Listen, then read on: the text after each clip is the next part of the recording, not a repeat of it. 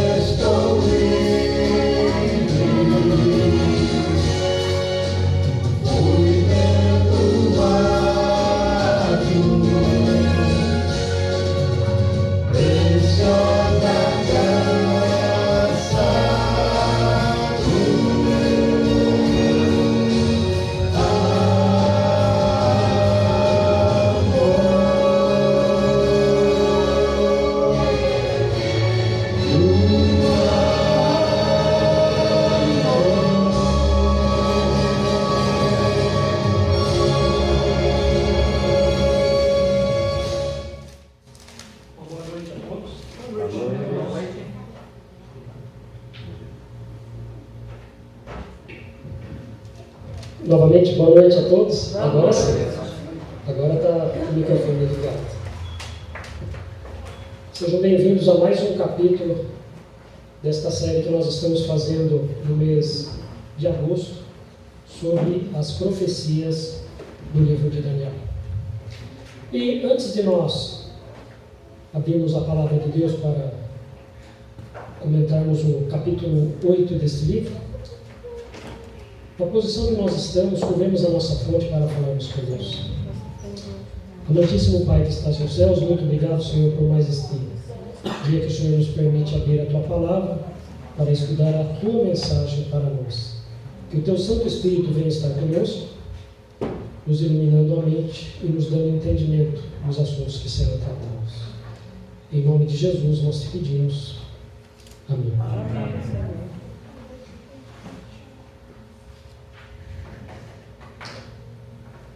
Apenas para nós recapitularmos, os irmãos se lembram que na semana passada nós estudamos 2 temas do capítulo 7.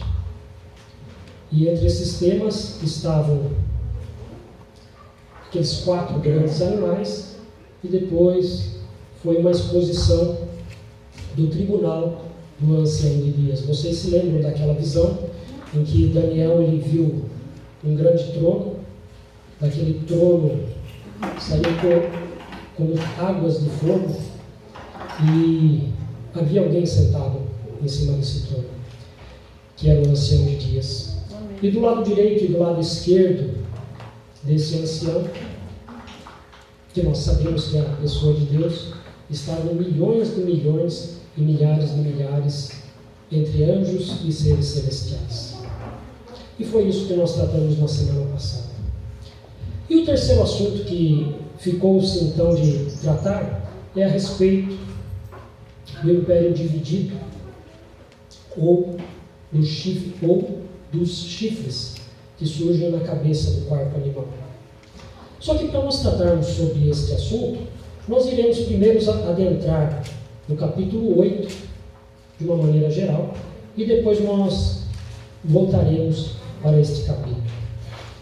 Como uma ideia na linha do tempo, eu só gostaria de colocar aqui para vocês.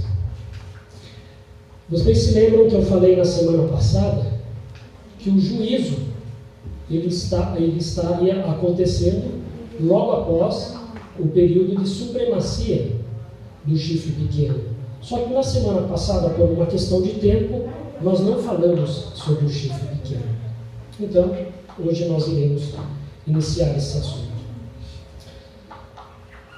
É importante a gente entender que esse assunto ele é um tanto delicado. Mas ao mesmo tempo que ele é delicado, ele também foi anunciado no passado. Por isso, vamos então abrir a palavra de Deus no livro de Atos, capítulo 20, versos 29 e 30. Apenas para a gente entender do que nós iremos tratar hoje aqui. Atos, capítulo 20, versos 29 e 30. Aqui diz assim o apóstolo Paulo aconselhando aos irmãos de seus dias: eu sei que depois da minha partida, entre vós penetrarão lobos vorazes que não pouparão o rebanho, e que dentre vós mesmos se levantarão homens falando coisas pervertidas para arrastar os discípulos atrás deles.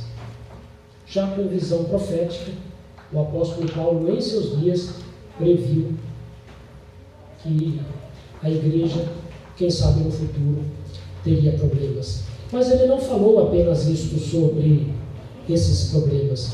Ele também complementou esse assunto em 2 Tessalonicenses, no capítulo 2, versículos 3 e 4.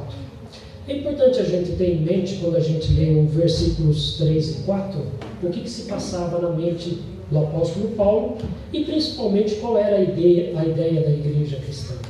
Naqueles dias, o apóstolo Paulo, em uma de suas epístolas, ele anunciou que o evangelho foi pregado a toda criatura, a todo mundo conhecido. E ele sabia que naqueles dias Cristo não voltaria. Mas como não voltaria se o evangelho foi pregado a todo mundo, como Cristo mesmo falou?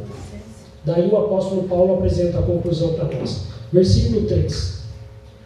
Ninguém de nenhum modo vos engane, porque isto, a volta de Cristo, não acontecerá sem que primeiro venha a apostasia e seja revelado o homem da iniquidade, o filho da perdição, o qual se levanta contra tudo que se chama Deus ou objeto de culto, a ponto de assentar-se no santuário de Deus, ostentando-se como se fosse o próprio Deus.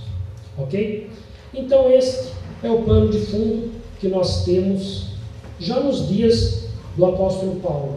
Ele mencionava que a vinda de Cristo, ela não aconteceria, que antes deste dia, a igreja se mergulharia na apostasia. E ele já via isso nos seus dias, como nós vimos no texto. Ok? Quando a gente fala no capítulo 8, é sempre importante a gente entender o momento que o capítulo foi escrito. Tá? Este capítulo ele foi escrito por volta do ano 551 a.C., cerca de 50 anos após a revelação do sonho de Nabucodonosor e também 2 anos após a revelação da visão do capítulo 7 do livro de Daniel. E ali, também semelhante ao capítulo 7, Daniel descreveu 3 assuntos distintos. Um deles, como nós iremos abordar aqui, é a história das nações de seu tempo. Só que neste capítulo, a história das nações de seu tempo, ele não vai mais se referir à Babilônia. E por que não mais? Porque a Babilônia, aqui como nós iremos ver nos primeiros versos, ela já estava no passado, apesar de ter sido escrito nos últimos anos do rei Belsazar. Tá? Um outro assunto que também é tratado neste capítulo é o assunto dos domínios do chifre pequeno, que esse era o assunto que nós deveríamos ter tratado na semana passada, mas por uma questão de tempo não o fizemos. E a gente vai entender por que não o fizemos. Tá? E existe um terceiro assunto ainda no capítulo 8, este nós não trataremos hoje, que será a purificação do santuário. De uma maneira mais ampla, nós trataremos dele na semana que vem. Só que eu gostaria desde já de retomar um raciocínio que eu coloquei com vocês na semana passada.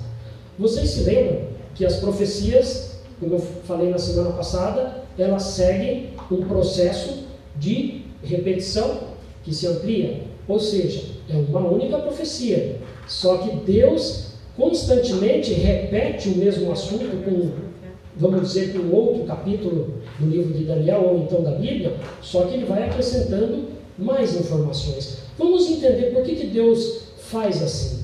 Vamos olhar para Gênesis capítulo 41, verso 32, só para a gente entender como que Deus valoriza essa repetição.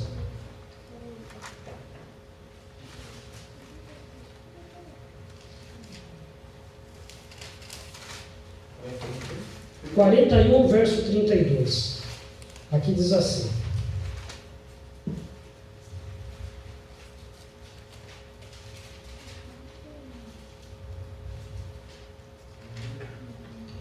veja, isso é José falando em relação àqueles sonhos que o faraó teve, tanto das espigas como das vacas.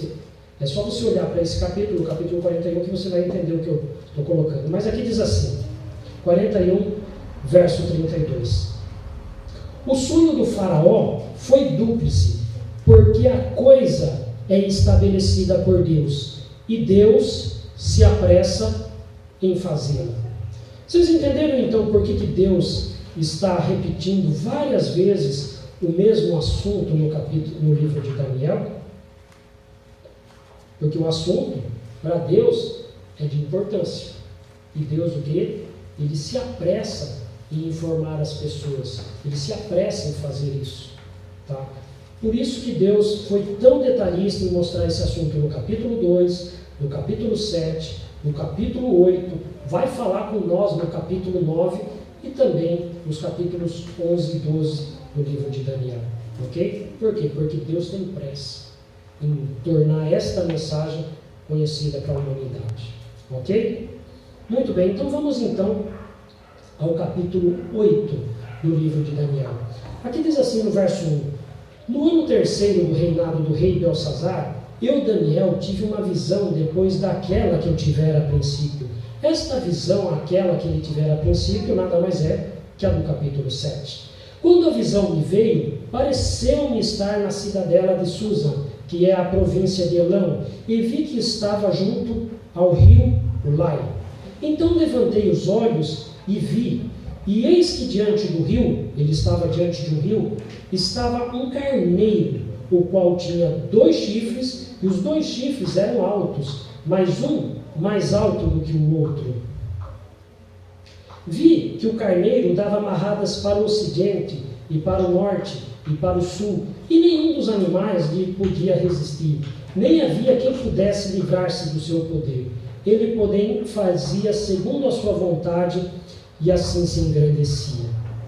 Estando eu observando, eis que um bode vinha do ocidente sobre toda a terra, mas sem tocar no chão. Este bode tinha um chifre notável entre os olhos. Dirigiu-se ao carneiro que tinha os 2 chifres, o qual eu tinha visto diante do rio, e correu contra ele com todo o seu furioso poder. Vi-o chegar perto do carneiro e, enfurecido contra ele, o feriu e lhe quebrou os 2 chifres, pois não havia força no carneiro para lhe resistir. E o bode o lançou por terra e o pisou aos pés, e não houve quem pudesse livrar o carneiro do poder dele. E verso 8: o bode se engrandeceu sobremaneira, e na sua força quebrou-se-lhe um grande chifre, e em seu lugar saíram 4 notáveis para os 4 ventos do céu. Ok, nós temos aí então uma introdução, diferente do capítulo 7, ou ao mesmo tempo com algumas semelhanças. O livro de Daniel, neste capítulo, vai apresentar a sua profecia novamente, utilizando-se de símbolos. E quais são esses símbolos agora? O símbolo de um bode e o símbolo de um carneiro. Ok? E o que ele vê nesta visão? Ele vê primeiro o carneiro, as margens do rio, e ele observa que aquele carneiro, ele começa a dar amarradas para o norte, para o sul, para o leste, para todas as direções. Só que depois que ele vê esse carneiro executar essas ações, ele também observa que surge então um bode com um chifre grande entre os olhos, que vai e se arremete contra este carneiro. Tá? Só que este capítulo ele tem uma característica muito distinta do capítulo 7. E sabe qual é essa característica? É a de mencionar ou de explicar quem são essas figuras.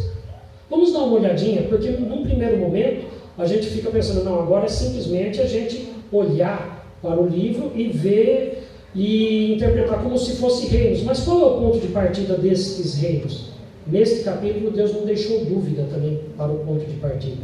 Então vamos ver, por exemplo, qual é o significado desse carneiro. Está lá em Daniel 8, versículo 20. Aquele carneiro com 2 chifres que viste são os reis da Média e da Pérsia. Ou seja, nós não precisamos interpretar. O próprio capítulo do livro de Daniel já interpretou. E quem que era aquele bode peludo com um grande chifre entre seus olhos? O mesmo capítulo vai explicar também. Vamos lá para os versículos 21 e 22. Lá vai dizer assim: mas o bode peludo é o rei da Grécia. O chifre grande entre os olhos é o primeiro rei. E ter sido quebrado, levantando-se 4 em lugar dele, significa que 4 reinos se levantarão desse povo, mas não com força igual a que ele tinha. Ok? Até aqui tranquilo. Vocês então observam que Deus tornou claro quem é o reino simbolizado pelo carneiro e quem é o reino simbolizado pelo bode. Até aqui tranquilo? Então vamos seguir. Só que agora nós temos o seguinte. Eu vou ler os versículos 8 e 9 numa outra tradução que a Bíblia Nova Almeida Atualizada, que é uma nova versão que a Sociedade Bíblica do Brasil lançou. E esse texto ele tem uma característica muito interessante, que é a característica de esclarecer melhor este verso do que nas outras versões, por exemplo, a edição Revista e Corrigida, ou então a própria Revista Atualizada. Veja como esse texto foi traduzido nesta versão. Versos 8 e versos 9. Aqui diz assim: o bode se engrandeceu cada vez mais, porém, quando estava no auge do seu poder, o seu grande chifre foi quebrado, e em seu lugar saíram 4 chifres notáveis. Aliás, 4 chifres bem visíveis, que cresceram na direção dos 4 ventos do céu. Observem agora o detalhe. De um deles saiu um chifre pequeno que se engrandeceu na direção do sul, do leste e da terra gloriosa. Ok, vamos ficar só com esses 2 versos. O que o texto está nos dizendo? A visão do bode, que o grande chifre do bode, aquele primeiro grande chifre, ele foi quebrado. E que depois que esse chifre foi quebrado, o que aconteceu? Surgiram 4 grandes chifres na cabeça desse bode. Ok? E o que aconteceu em seguida? Surgiu um outro chifre. E esse outro chifre, ele surgiu de onde mesmo? O chifre surgiu do meio dos chifres. Olha, é isso que eu gostaria de chamar a atenção de vocês. Numa leitura rápida, a impressão que nós temos é que esse outro chifre que surge, pequeno e ele cresce, ele tem origem nesses 4 chifres. Mas quando nós olhamos para o texto, nós observamos o seguinte, ó. Em seu lugar saíram 4 chifres bem visíveis, que cresceram na direção dos 4 ventos do céu. Certo? O texto finaliza dos 4 ventos do céu. E então, da onde que surgiu este grande chifre? De um deles saiu um chifre pequeno. De um deles é dos 4 chifres ou é dos 4 ventos do céu? É dos 4 ventos. Por que é dos 4 ventos e não dos 4 chifres? Por uma simples explicação. Os 4 chifres da Grécia, eles simbolizam quem mesmo? As 4 grandes divisões que o Império Grego se dividiu após a morte de Alexandre o Grande. Ok? Fechou? Até aí tranquilo. E o chifre que surge na sequência, ele tem origem aonde? Na Grécia. Roma tem origem na Grécia. Vamos pensar um pouquinho sobre esse assunto, tá? Para a gente entender esse ponto. Porque esse é um detalhe no capítulo 8, que muitos dos nossos irmãos evangélicos se perdem, porque eles tentam explicar as profecias do capítulo 8, dando uma sequência ao reino grego. E não é isso que é abordado nesse capítulo. Quando se menciona esse chifre que surgiu dos 4 ventos, é importante a gente ter muito claro e definido que esse chifre é um símbolo de Roma e não da Grécia. E veja só por que não é um símbolo da Grécia. Vamos olhar aqui. Primeiro, há na história algum outro império após a Grécia e anterior a Roma para ser simbolizado com um outro chifre? Porque um chifre simboliza um reino, não é isso? Correto? Existe algum outro grande império, um outro grande reino? A gente vai verificar na história que não. Outra pergunta. Nas profecias de Daniel 2 e 7, qual é o reino que conquistou a Grécia, que conquistou os reinos gregos divididos? Foi Roma. Outra perguntinha muito básica aqui. Qual foi o império que destruiu completamente o santuário e deitou por terra a verdade, que nós iremos ver nesse capítulo? É Roma, não foram os gregos. Outra.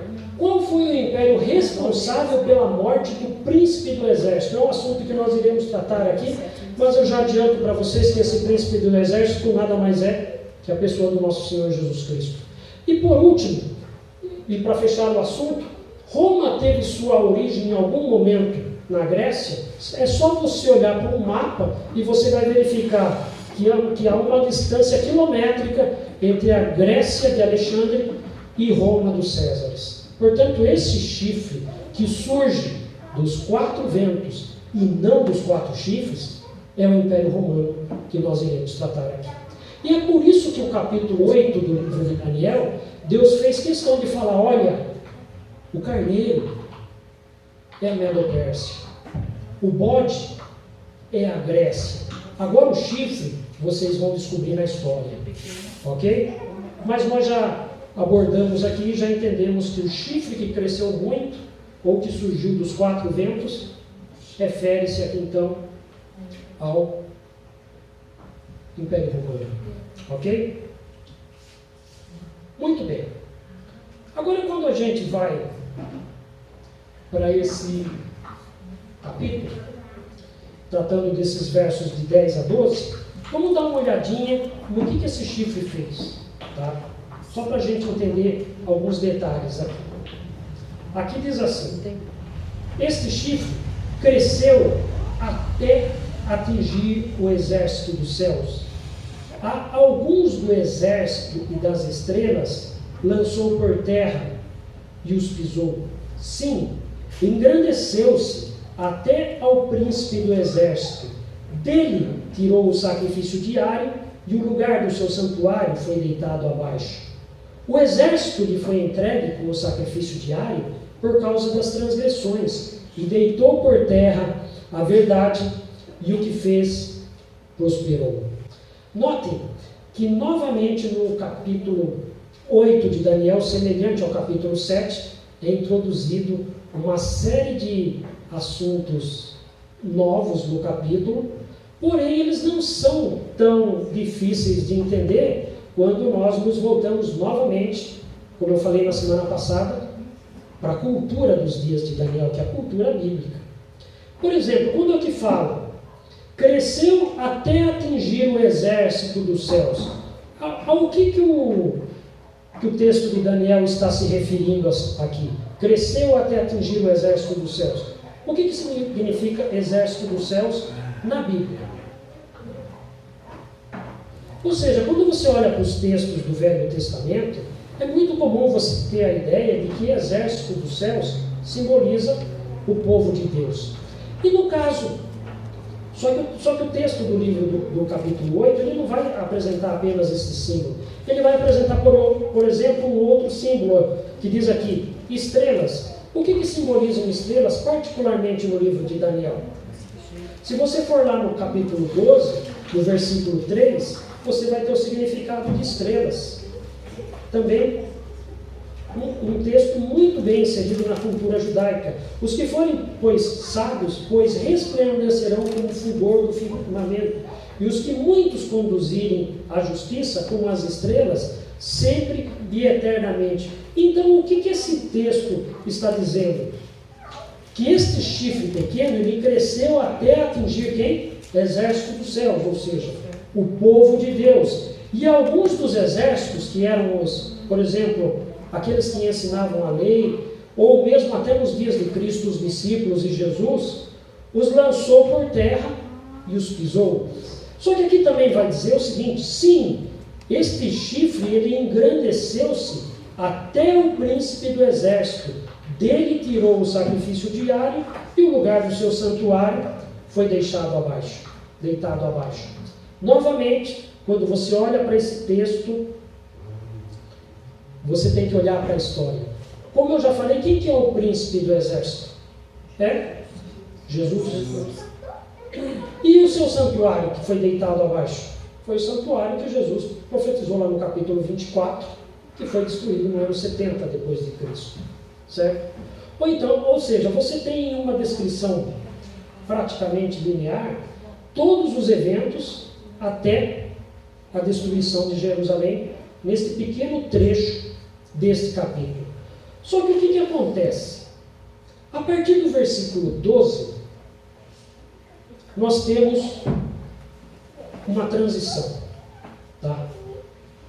Porque, por um lado, este capítulo ele aborda a perseguição de Roma, tanto aos judeus que não acreditavam em Cristo, como também a igreja que nasceu com Cristo e começou a pregar o Evangelho. Só que no versículo 12 ele vai dizer o seguinte: o exército lhe foi entregue com o sacrifício diário por causa das transgressões, e deitou por terra a verdade, e o que fez prosperou. Ok? Notem o seguinte: cada versículo que a gente leu desse capítulo, vocês conseguem notar que ele abarca um período da história meio longo. Por exemplo, o versículo 11, ele praticamente, ele abarca desde o nascimento da igreja cristã até praticamente o início do 3º século depois de Cristo. Só que observem também um detalhe aqui. O exército lhe foi entregue como sacrifício diário, por que motivo? Por causa das transgressões. Vocês se lembram que no início eu mencionei aqui que o apóstolo Paulo já havia profetizado que a igreja iria entrar em apostasia? Certo? Que o apóstolo Paulo falou, olha, a volta de Cristo ela não vai acontecer antes que se manifeste o homem do pecado. E é justamente aqui que vai entrar quem então? O homem do pecado. Mas veja só o que ele fez. O exército lhe foi entregue como o quê? Como sacrifício diário. É interessante a gente entender uma palavrinha aqui. O que significa essa palavra sacrifício diário? Ou melhor, a palavra que foi traduzida aqui como sacrifício diário no original, ela se chama tamid. Só que o tamid, ela não é simplesmente traduzido como sacrifício diário, como fazendo uma referência ao sacrifício que era feito na antiga aliança. Ela se refere de uma maneira geral a todo o serviço sacerdotal que acontecia na antiga aliança. Só que nós sabemos como cristãos que no momento que Cristo morreu na cruz, o véu do templo se rasgou de alto a baixo e os serviços dos sacrifícios não eram mais precisos. Por que não eram mais precisos? Porque no momento que aquele véu se rasgou de alto a baixo e Jesus ressuscitou, Jesus passou a uma outra fase no seu ministério, que é no santuário celestial. Só que o texto aqui vai dizer que este sacrifício lhe foi entregue por causa das transgressões, deitou por terra a verdade. E o que fez prosperou. O que significa isso? Que a igreja, ela iria deixar de lado tudo isso que ela tinha recebido dos ensinos apostólicos. Ou seja, dentro da igreja iria entrar o quê? Tradições humanas, ensinos de homens, falsas doutrinas. Confessar os pecados ao homem. E tantas outras coisas assim. Vejam só, eu vou trazer um texto histórico aqui, só para a gente entender o que aconteceu nesse período. Eu não sei se vocês conseguem ler na tela, mas eu vou ler aqui para vocês. Logo que a igreja, de perseguida que era, passou a ser dominante, os pagãos entraram para ela. Resultou daí que os costumes dos cristãos se corromperam e que na nova religião a sociedade conservou seus antigos vícios. E as heresias, que até ali não tinham sido mais do que disputas de escola, tomaram um caráter mais sério, a ponto de se lançar a desordem na ordem política. Ou seja, a partir do século III depois de Cristo, vai acontecer na igreja a fusão entre o cristianismo e o paganismo do Império Romano. Tá? E é justamente isso que os versículos 11 a 12 eles querem nos dizer. Ok? Só que o que aconteceu então com a verdade? A verdade, o texto está dizendo que ela foi lançada por terra. Mas o que foi exatamente a verdade lançada por terra? Vamos entender um pouquinho primeiro o que é a verdade, para depois a gente entender como ela foi lançada por terra. Vejamos, por exemplo, mas o Senhor é verdadeiramente Deus. Ele é o Deus vivo e o Rei eterno. O seu furor treme a terra, e as nações não podem suportar a sua indignação. Uma das verdades que foi lançada por terra é justamente essa, a verdade que nós temos um único Deus. Quando nós, por exemplo, olhamos para os ensinos da igreja naquela época, ela começou a adotar o quê? Não existe só a mediação de um único Deus. Existem outros, existem santos e tantos mais. Veja só um outro aspecto da verdade. Respondeu-lhe Jesus: eu sou o caminho, a verdade e a vida. Ninguém vem ao Pai senão por mim. Novamente, mais um ensino da verdade que a igreja daqueles dias lançou por terra. A igreja passou a ensinar que existem outros caminhos e outras verdades que podem levar à vida. Outra coisa que a igreja naquele período lançou por terra também. E o Espírito é o que dá testemunho, porque o Espírito é a verdade. Nós sabemos que a partir do século III, a igreja começou a adotar uma postura que já não valia mais aquilo que era o testemunho do Espírito Santo. Por que não valia mais? Porque eles entendiam que a tradição da igreja era que estava acima de tudo. Portanto, qualquer coisa que você viesse a ensinar que era diferente da tradição da igreja, você com certeza seria perseguido. Por isso, então, a igreja também lançou por terra essa ideia de que o Espírito Santo é o que dá testemunho. Outra coisa que a igreja também naqueles dias lançou por terra, a ideia de santifica-os na verdade. A tua palavra é a verdade. Nós sabemos, ao estudar qualquer livro de história que aborde o que aconteceu na Idade Média, que a igreja, de uma maneira geral, ela proibiu que a Bíblia fosse lida. E aqui diz assim, santifica-os na verdade, a tua palavra é a verdade. Como que uma igreja, como que uma comunidade vai se santificar sem ter a palavra de Deus, a verdade, como referência? E ainda por último, que eu considero até um dos mais notáveis, e que me levou até inclusive ao estar aqui a pertencer à igreja adventista. Tu estás perto, Senhor, e todos os teus mandamentos são verdade. E o que a igreja fez em relação aos mandamentos de Deus? Ela também os lançou por terra, mudando-os um a um. Ok?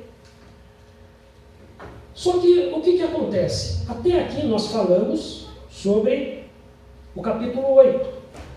Só que o tratar desse assunto do chifre pequeno, do capítulo 8 do livro de Daniel, ele também se complementa através do capítulo 7. E o que nós temos no capítulo 7? Vamos lá então para o Daniel capítulo 7, verso 7. Aqui diz assim: depois disso, eu continuava olhando nas visões da noite, e eis aqui o quarto animal, terrível, espantoso e sobremodo forte, o qual tinha grandes dentes de ferro. Ele devorava e fazia em pedaços, e pisava aos pés o que sobejava.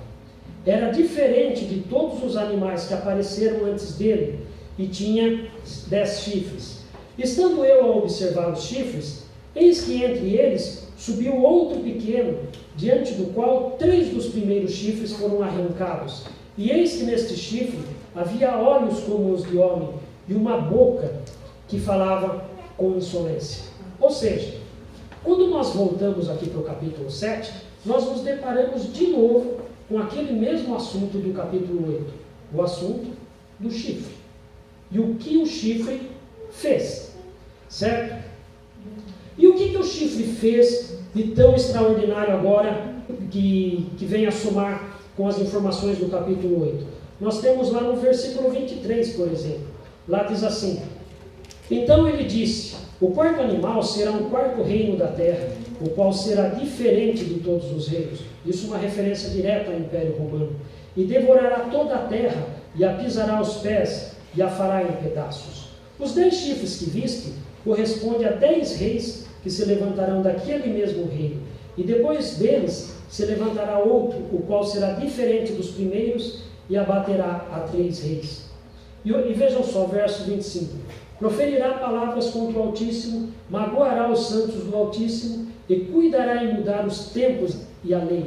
E os santos lhe serão entregues nas mãos por um tempo, 2 tempos e metade de um tempo. Muito bem. Quando nós olhamos para esse texto, novamente nós temos o quê? Uma repetição do mesmo assunto do capítulo 8. Só que eu gostaria de trazer para vocês um pensamento que foi elaborado não por mim.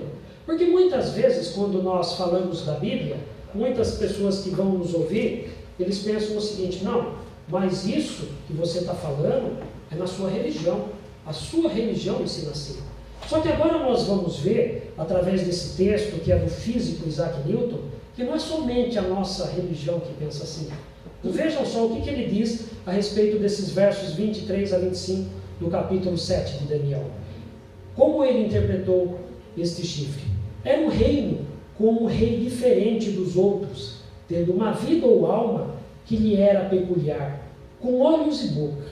Por seus olhos era um vidente, e por sua boca, falando insolências e mudando os tempos e as leis, era ao mesmo tempo um profeta e um rei. Tal vidente, profeta e rei, quem é que ele chama? É a igreja de Roma. Ou seja, se não bastasse, aliás, o testemunho da própria Bíblia, agora nós também temos o testemunho de Isaac Newton. Ele estudou este capítulo 7, e eu até recomendo a vocês a leitura deste livro, que foi escrito por esse físico. Porque nele ele vai abordar de uma maneira geral todas as profecias do livro de Daniel, assim como também uma abordagem também historicista do livro do Apocalipse. Ok? E muito bem, para não ficar agora somente na palavra do Isaac Newton, vamos ver o que a igreja fez então com os 10 mandamentos. Quando nós olhamos para os mandamentos, nós temos o seguinte, principalmente quando a gente se volta lá para o Êxodo capítulo 20, versos 3 a 17. Só que no livro de Daniel, no verso 25, lá diz com muita ênfase: e cuidará em mudar os tempos e a lei. Vejamos como que houve essa mudança na lei. No primeiro mandamento, lá diz assim: não terás outros deuses diante de mim. O que a igreja fez com esse mandamento? Amarás a Deus acima de todas as coisas. Veja o segundo: não farás para ti imagem de escultura, nem lhe darás culto. O que a igreja fez? Ela silenciou. Por quê? Porque não é mais conveniente ter esse mandamento entre os 10. Veja só o que aconteceu com o terceiro.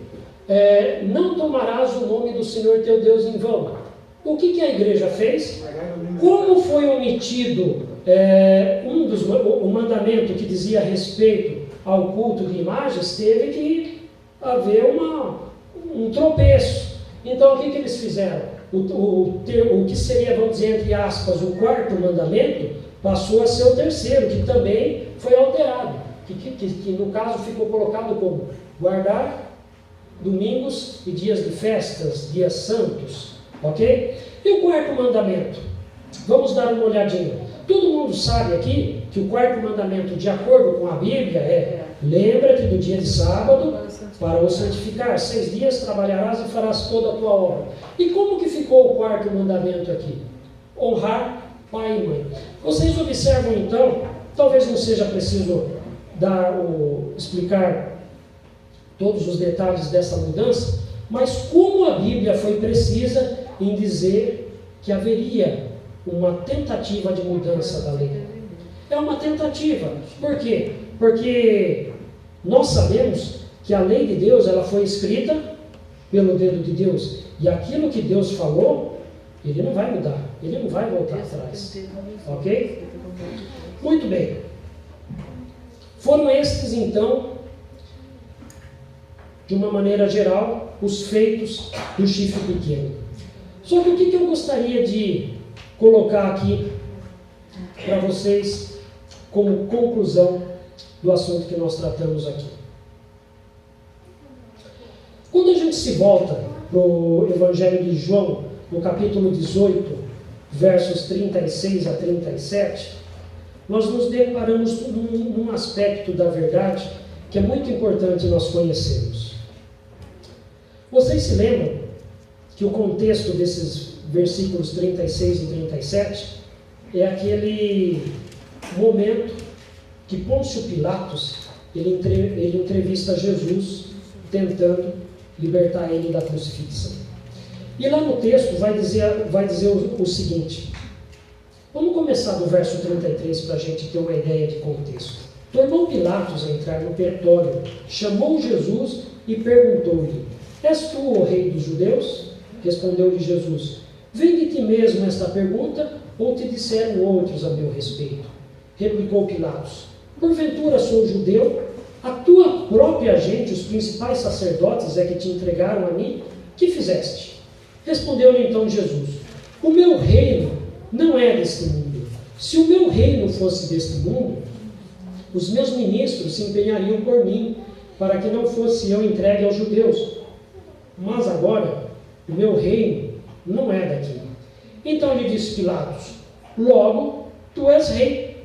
Respondeu Jesus: tu dizes que sou rei. Eu para isso nasci, e para isso vim ao mundo, a fim de dar testemunho da verdade. Todo aquele que é da verdade, ouve a minha voz. E daí perguntou-lhe Pilatos: que é a verdade? E nós acabamos de abordar que a verdade foi lançada por terra. E vocês conseguem já perceber que, já na conversa com Pilatos, ficou claro que ele também seria um dos que lançaria por terra a verdade. E ele estava diante da maior verdade que o mundo conheceu, que é a própria pessoa de Cristo. Mas o que eu gostaria de deixar de especial nesse texto, que eu gostaria de enfatizar com vocês? Além de Jesus ser a verdade neste versículo, qual é a outra verdade que está inserida neste texto?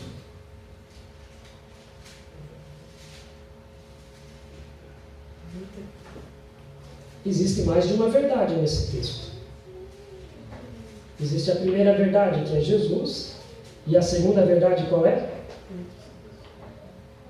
São as pessoas que nele creem.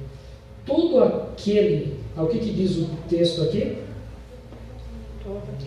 Todo aquele que é da verdade ouve a minha voz. Ou seja, Jesus falou: olha, vocês, Império Romano, vocês vão lançar por terra a verdade, vão lançar inclusive a mim, mas a verdade, ela sustém por si própria.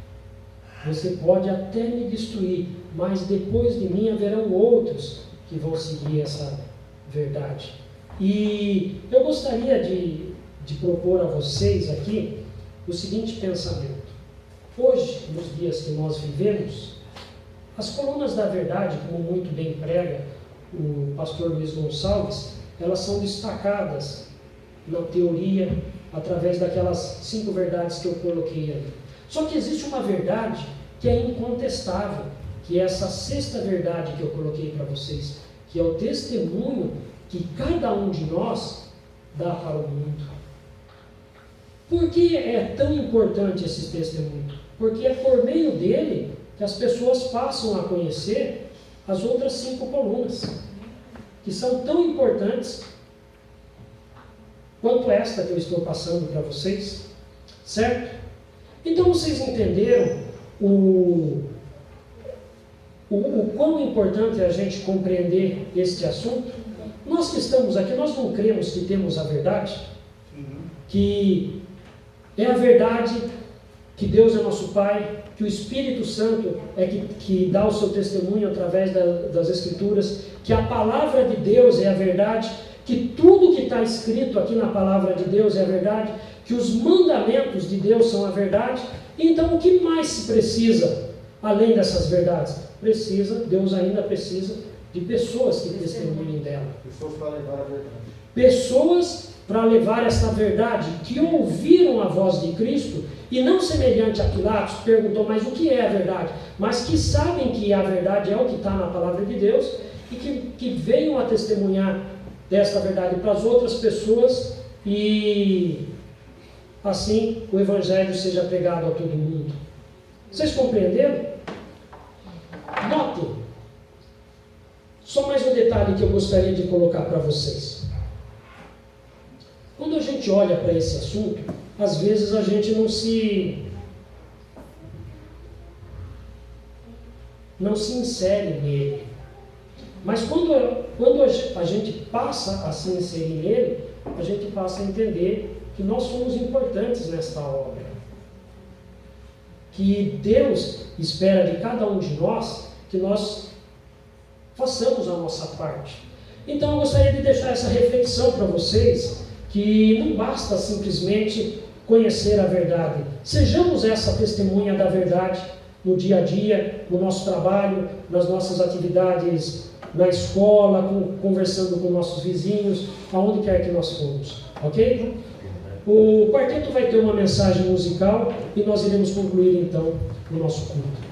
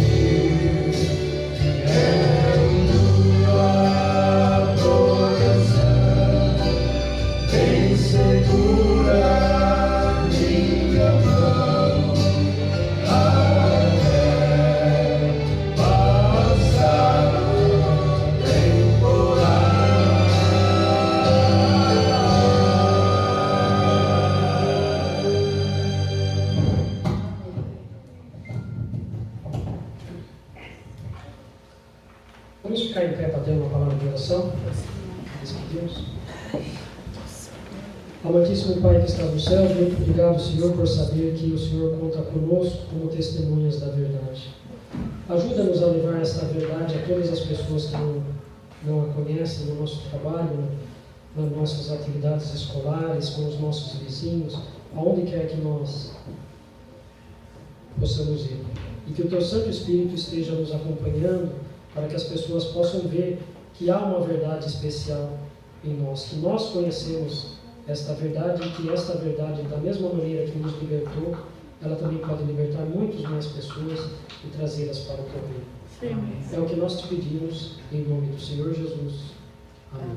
Amém, Senhor.